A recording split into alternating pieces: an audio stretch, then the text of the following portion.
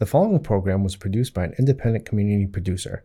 The opinions expressed do not necessarily reflect those of the ECAT staff or board of directors. Good morning, good afternoon, good evening, good night. It's the Ron Van Dam Show. Hold on tight, things can get a bit weird, if you like that sort of thing.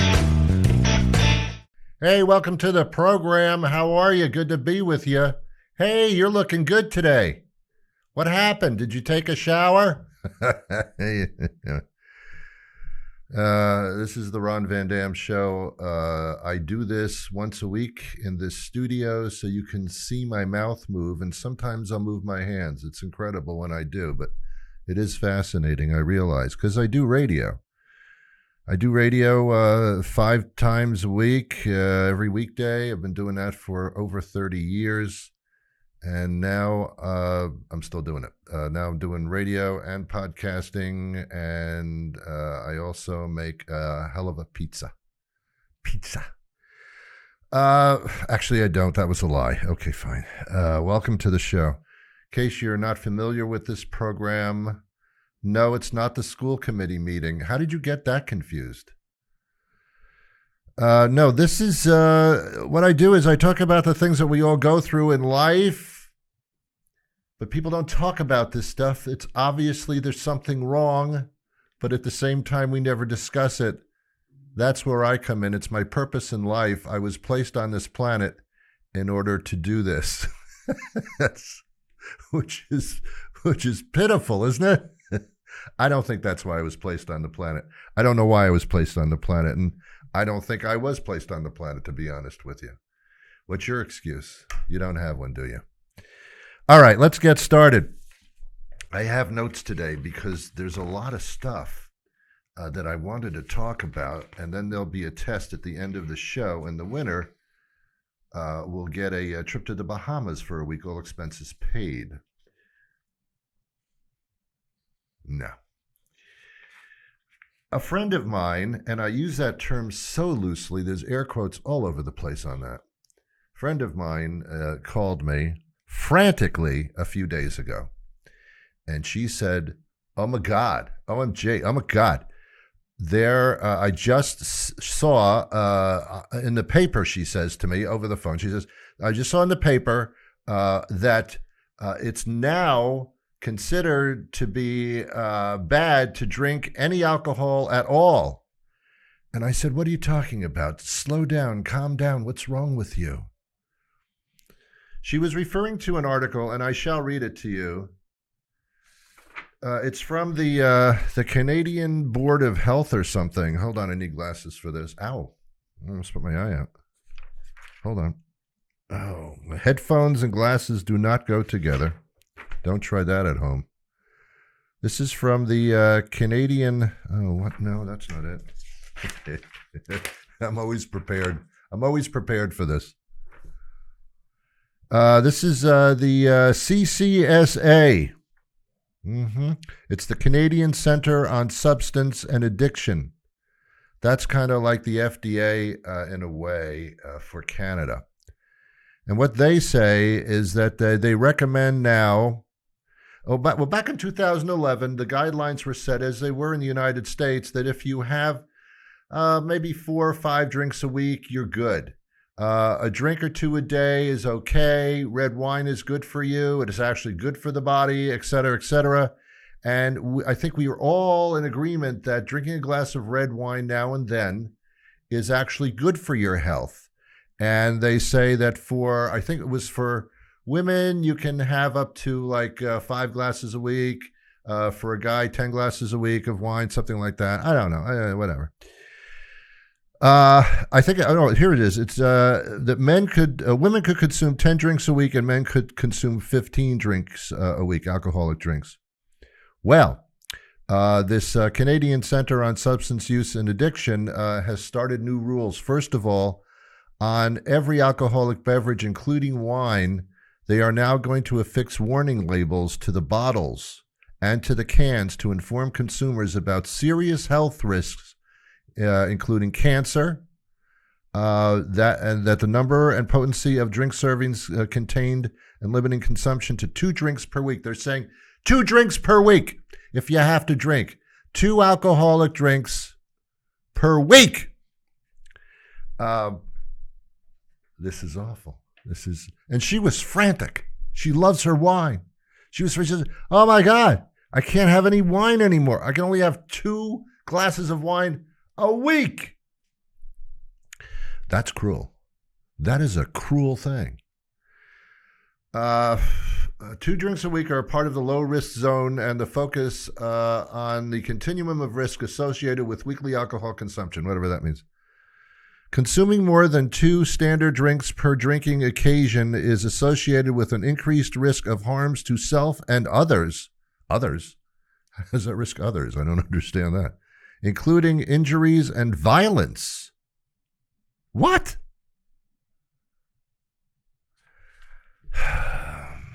Injuries and violence if you have more than 2 glasses of wine per week. What's going on with the Canadians up there? What the hell's going on? I think we're closing the wrong border. Come on, Canadians. And that includes beer, and they love their beer up there. So she was frantic. So I decided to do a little bit of research. And indeed, that is indeed what the Canadian Board of whatever says. So I did some digging, and I came up with WebMD. That's the Bible of medicine. And on WebMD, this was just back in January. What is this? What month is this? February, March? I have no idea. That's just a couple of months ago. What WebMD was saying that the polyphenols, I can't pronounce this, in red wine could actually lower blood pressure. It's good for you. Both systolic and diastolic pressure were improved with a glass of wine. So, and they concluded that these polyphenols or phonos in the red wine were responsible. The authors stated that red wine consumption is not a magic bullet. I wish they would use another phrase, but could be a contributor to good heart health. All right. So WebMD in the United States says having a couple of glasses of wine is actually good for your heart. The Canadian place says no, it'll give you cancer and make you angry and violent. Yeah, I see all the time people sipping wine and they then getting up and beating the crap out of the person next to them. I see that all the time. So, yeah, and that's, I don't know, I tried to calm her down, my friend, and I said, look, this is just one opinion. It doesn't work like that. Continue drinking your wine. Do not keep yourself from doing the things you enjoy. Everything in moderation, of course, everything. But, these are 2 conflicting pieces of paper is what they are. And when that happens, I do that. Okay, let's move on. Actually,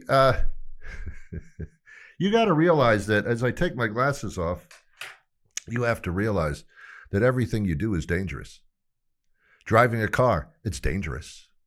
I mean, it's nothing you do wrong. It's what the other person coming in the other direction can do wrong. Driving a car is dangerous. Walking down the street is dangerous. Walking up the stairs or down the stairs is dangerous. Everything is dangerous. Let's start there. There are some things which are arguably not good for you. Red wine is a horrible situation because we're told continually that red wine is okay. Have a few glasses, it's good for you. And then you get this stuff that says, no, don't even touch it. Don't even touch the glass. Don't even touch the wine glass. It'll give you herpes. I didn't say that. That's my assumption. But you see, we've been wrong about things before. Do you remember, I don't know how old you are. If you're a Generation X or W, you don't remember this, but there was a time when cigarette smoking was supposed to be recommended as a calming feature for your body. As a matter of fact, kids, you don't realize this, but the United States government used to hand out cigarettes to the military, to our military, in order to calm them down. There was hardly a person on this planet that didn't smoke cigarettes back in the 30s, 40s, 50s. They all did.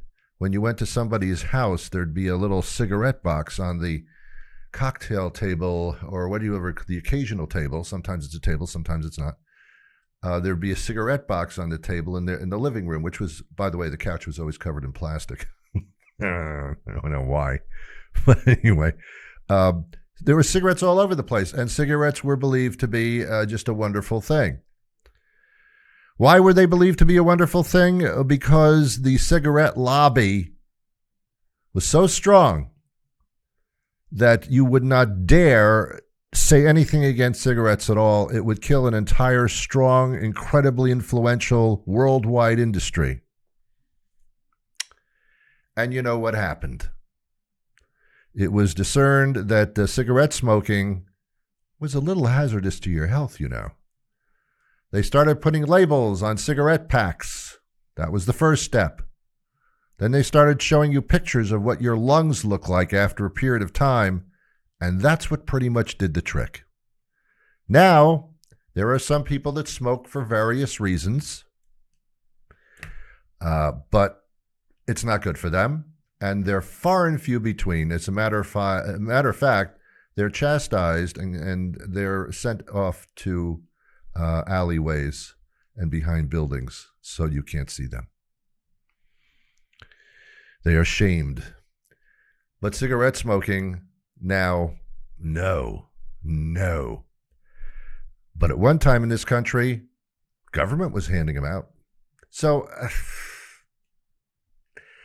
the lesson learned there is maybe if we say something is good, it may eventually not be good. That's usually how it turns out. I have for a long time on this show, on my show, I have been talking about cell phones.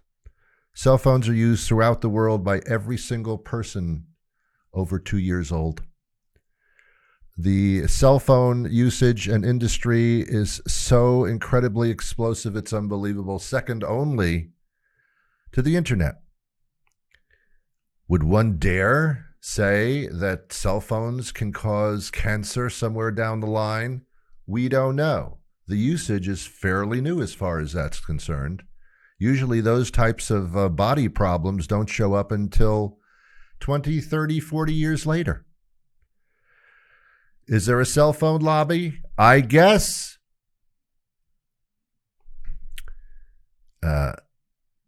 Does it make sense that cell phones would not cause cancer? No, it doesn't, kind of. Do you remember when cell phones first came out? You remember where women used to put their cell phones if they weren't wearing pants? And most women's pants don't have pockets anyway. God forbid there should be a bulge on a woman. If there's a bulge on a man, impressive. On a woman? Yeah, no. They used to tuck their cell phones into their bra. There is a smart move, huh? Let's put a questionable metallic device that is bombarded by signals next to our breast, because no one has breast cancer. That doesn't happen. That went on for quite a while. I don't see that much anymore, because I think they're a little smart as far as that's concerned. But men still keep their cell phones in their pockets, right next to their, you know what I'm saying. It's a crotch deal. It's the whole area. Things go on down there sometimes. You don't want to ruin that. Men still do that. Some people actually put the cell phones to their head like almost 20 hours a day. Hello, Bob. Hello, Bob. Hello, Bob. It's scary. What's going to happen in 10, 20 years? Will there be some type of a report that says cell phone usage causes cancer? I don't know if that's going to happen. But I'm telling you something. If you got a cell phone tower that's being bombarded by signals from space and therefore through the air magically appearing on your little cell phone from gigantic cell towers, 2G, 3G, 4G, 5G, 6G, oh boy. How many G's is it going to take before you realize those signals are being pointed in places you don't want them pointed at, like your head and your crotch. Just saying, man. I'm not sounding an alarm. I didn't read any reports like that. As a matter of fact, the reports say cell phone usage and the signals are perfectly fine. They couldn't possibly hurt you. Yeah. Let's see what happens. Remember the cigarette story. All right. For a long time, I thought Elon Musk was an aftershave lotion. You too? No? No. Okay. I went to a restaurant nearby. I don't know if it's a national chain or not. I won't mention the name of it, but it's got a number in it that is just short of 100. And apparently, I once said to somebody, like, why are they called? All right, they're called the 99 restaurants. I said, why? Is it because there are 99 of them? Well, no, there's more than that. Why do they call it that? And the response was, because there's 99 reasons why you should eat here. And as I said to them, to be honest with you, I can't think of one. But I was being funny and I was being cynical. So I went to one of these restaurants, as I have in the past here and there, and I got to say, delightfully surprised. I had a burger for $10.99. And it was with fries and everything, and it was delightful. It was actually like really good. I mean, a lunch for $10.99 is like unheard of. That was pretty cool. But this is not a commercial for them. Instead, so I'm sitting there and I'm looking up at the wall, and it's kind of a sports memorabilia kind of pub. Ooh, that's a new idea. Look, can someone come up with a new idea as far as sports bars? Like, okay, we get it. Can you make something that isn't a sports bar? Can somebody come up with something that's a little different for a change, perhaps? I'm sick of the sports bar theme because every restaurant is one. Here's the funny part about the sports bars. They don't have sound on the TV. It's just the TV. There's no sound. And the only thing on a TV is a sports talk conversation show. So you're just watching people talk. You don't know what the hell they're talking about. What are you doing that for? If there's a game on and the sound is off, I can follow it. That sounds fine. Okay. But if it's just a sports talk show, why is that on the screen at all? What the hell is that? All right. Thank you. Thank you for letting me say that and get it off my chest. So I'm sitting there and I'm looking up at the wall, and there's sports memorabilia all over the place. And near my table, there is a large picture frame. It's about, it's got to be 24 by 20. I mean, it's a gigantic picture frame. And inside that picture frame is a jersey. And it says on the jersey, Brady, number 12. That's his quarterback's NFL jersey, apparently. And it's framed. The little sleeves are outstretched, and it's pressed into this picture frame. And there's some kind of writing on it, and I don't know what it says because nobody can get that close to that picture because it's on the wall.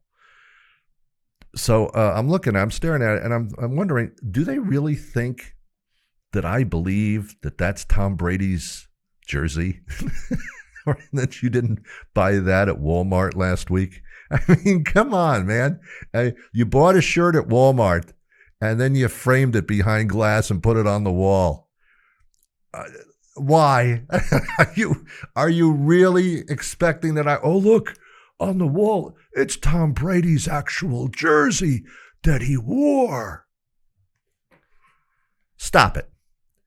Because a couple of frames down from that is a similar sized frame, and pressed inside of that one is an NBA jersey with the number 33 and the word Bird over it. Larry Bird, Celtics.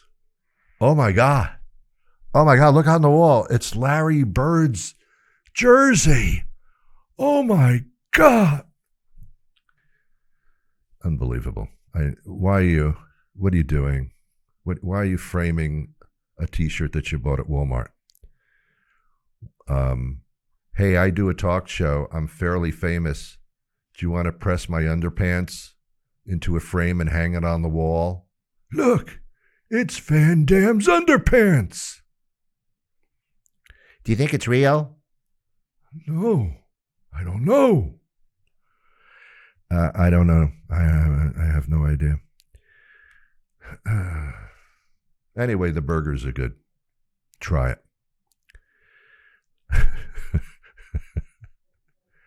You know, with inflation, I don't know if you read this, but the rapper 50 Cent, you familiar with his music? Or I don't know what it's called, music? Is it rapping or music? What is it? Are you familiar with whatever he says and does? He's 50 Cent, and with inflation, he just announced that he's changing his name to 75 Cent. Did you read that? It's not true. I made it up. I just think that he should do that, not only as a joke, but because indeed everything's gone up in price. Why not your name? If you're going to call yourself 50 Cent, you've been devalued. No, I'm now 75 Cent. Yeah, come on. Get with the program of inflation, shall you? Come, seriously. I'm not familiar again with 50 Cent's music. I usually only listen to $2, $2.50. So I don't know. I have no idea what's going on with this guy. If you're listening to the show, 50 Cent, which I know you're not, 75 Cent, do it. I think it would be really funny and also entertaining. Okay, now you tell me a story. Really? When did you do that? Are you serious? You've got to be kidding me. How did you do that? You didn't. You did not. You did. And what did she say? Come on. Cut it out. Wow. That's incredible. How did you? Oh, you used that one. Oh, I see. Yeah. What happened afterwards? Yeah, I know. Yeah, I would have. Yeah, I know. I would have showered too. That's terrible. Are you going to the doctor for that? Yeah. What did they prescribe? Yeah. I had that too. Yeah, I did. I went to Bermuda, I believe it was. Yeah, it was Bermuda to a Banana Beach, and I picked it up off of a toilet seat. Yeah. Oh, it was painful. Sure. Yeah. Uh-huh. No. I for about 2 weeks, I had to do that. Yeah. Well, that's a great story. That is so cool. That's better than anything I've been talking about. I was just talking about wine and 50 Cent and that kind of stuff, but that's an incredible story. Well, I'm glad I asked you. Okay, you take care. Bye-bye. We're going to take a short commercial break. When we come back, more program. Are you okay with that? Is that something you can deal? Okay, fine. Here we go. Looking for a fun night out? Check out that bar near your house, now featuring live entertainment all weekend. Friday night, it's one guy and a guitar playing 90s cover tunes and original songs about his recent breakup. Catch a dose of classic rock on Saturday nights with that band fronted by that chick you knew in high school who's still pretty hot after a couple drinks. Sunday afternoons, it's three old guys and a hipster doing their very best to play jazz. And don't miss the big hot Sunday dance party with your DJ, the bartender's second wife's stepson with those weird things in his ears. It's all happening this weekend at that bar near your house. Not too far to drive, just a little too far to walk. We'll see you there. I was watching TV. I see this commercial for dog food, and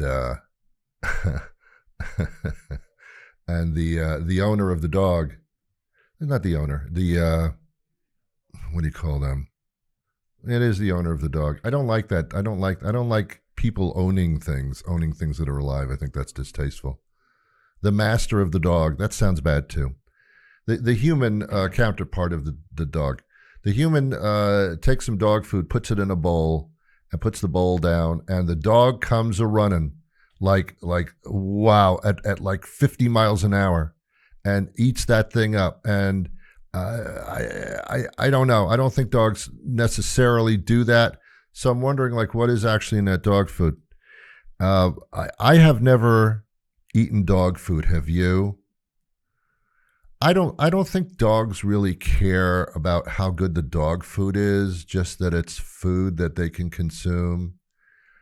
Because my dog and every dog I've ever had is very attracted to other dogs' feces and turdies, and if a dog finds that to be fascinating and alluring, then I'm not giving too much stock to the dog food.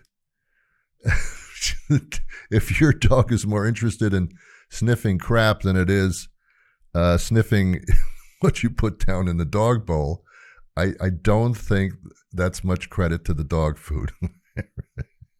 Unless they start making dog food that smells like crap. But then I won't like it, so I don't know what to do. I think it's Caesars. I don't know if it's Caesars or Little Caesars is the pizza thing, right? The pizza. No matter how many times you say pizza, it doesn't make the pizza better. Anyway, so it was Caesar's dog food, I think. It comes in a tiny little plastic container, and you kind of peel off the top. You know, it's like, whatever. But the flavor is filet mignon. It says filet mignon and gravy.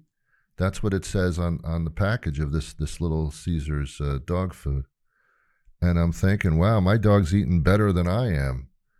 And I smelled, when I opened up the little container and I smelled it, didn't smell like filet mignon, but maybe to the dog it does. I really don't know. My dog wasn't too excited about filet mignon. I mean, that's something, if someone said, hey, Ron, we got some filet mignon here, I'd come a-running. My dog didn't care one way or the other. Ate the stuff, but not like, oh boy, this is filet mignon. And I'm wondering, like, why did they do... They have dog food flavors that are so alluring to humans, but dogs, they don't give a crap. They don't care. I don't care what it smells like, what it tastes like. I don't care. They do not have time to savor the flavor of dog food. I've never seen a dog take a bite of dog food and go, oh, that is tasty. No, doesn't happen. Yes, dog food. I saw a can of a beef stew. Beef stew dog food. It looked very tasty. The picture looked very tasty. My dog, not really into beef stew, I suppose. I don't know what's wrong with my dog, but not into beef stew. The flavors are just, chicken with rice and peas. I mean, what do you do? Are you selling me or selling the dog? You're trying to sell me. I get it. The dog does not have a wallet or a pocketbook, does not go shopping by itself. I do the shopping. Usually the dog's not with me. I don't hold up the can to the dog and say, do you want filet mignon tonight? Do you want beef stew? What's your pleasure today, dog? It doesn't happen like that. It's what my pleasure is. Oh, beef stew. That sounds good. I'll give it to the dog. I actually cook for my dog. I do. I give a little pumpkin to my dog, pure pumpkin.